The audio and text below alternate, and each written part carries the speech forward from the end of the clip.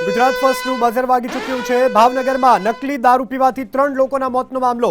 Police તપાસમાં નકલી દારૂને લઈ અને સૌથી મોટો ખુલાસો। મધ્યપ્રદેશના ઉજ્જૈનથી દારૂ લાવવામાં આવ્યો હતો। બુટલેગર ગૌતમ સોલંકીએ દારૂ મંગાવ્યો હોવાનું સામે આવ્યું છે। અન્ય 2 શખ્સો સાથે મળી અને ડુપ્લિકેટ દારૂ બનાવ્યો હતો।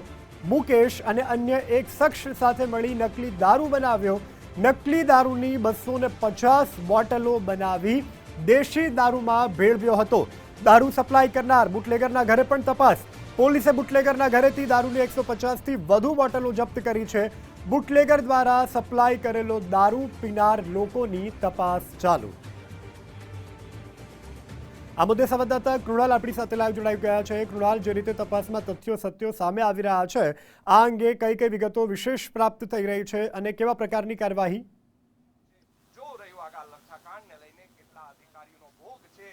બિલકુલ યશ, સૌ પ્રથમ આ જે બુટલેગર છે કે જેના ઘરેથી 150 જેટલી જે ડુપ્લિકેટ જે દારૂની સ્ટેક રોયલ સ્ટેકની જે બોટલો છે તે મળી હતી। ત્યારબાદ ચોક્કસથી પોલીસ છે તે હરકતમાં આવીને મુખ્ય સૂત્રધાર જે કહી શકાય ગૌતમ સોલંકી છે તેને જે ધરપકડ કરીને ત્યારબાદ તેને જે લોકોને આ જે દારૂ છે ડુપ્લિકેટ તે સપ્લાય કર્યો હતો, તેવા 3 જેટલા જે કહી શકાય કે બુટલેગરો છે તેઓની પણ ધરપકડ કરી છે। હાલ ગુજરાત ફર્સ્ટની ટીમ સીધા દ્રશ્યો બતાડવાના પ્રયત્નો કરી રહ્યા છે। જોઈ શકાય છે કે આ ગૌતમ સોલંકીનું મકાન છે અને મકાન પર ચોક્કસથી ચુસ્ત પોલીસ બંદોબસ્ત છે તે અત્યારે અહીંયા ગોઠવવામાં આવ્યો છે।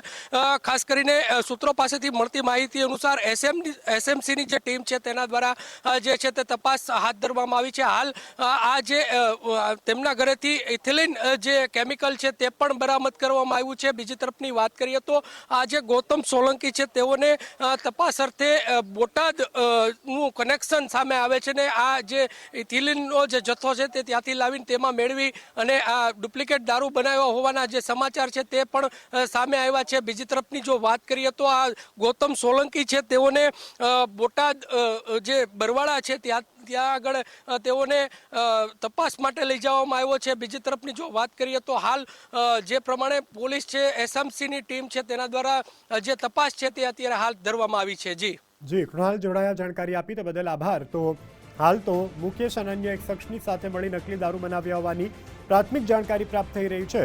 હાલ જે આરોપી છે તેના ઘર પાસે ચુસ્ત પોલીસ બંદોબસ્ત પણ ગોઠવી દેવામાં આવ્યો છે।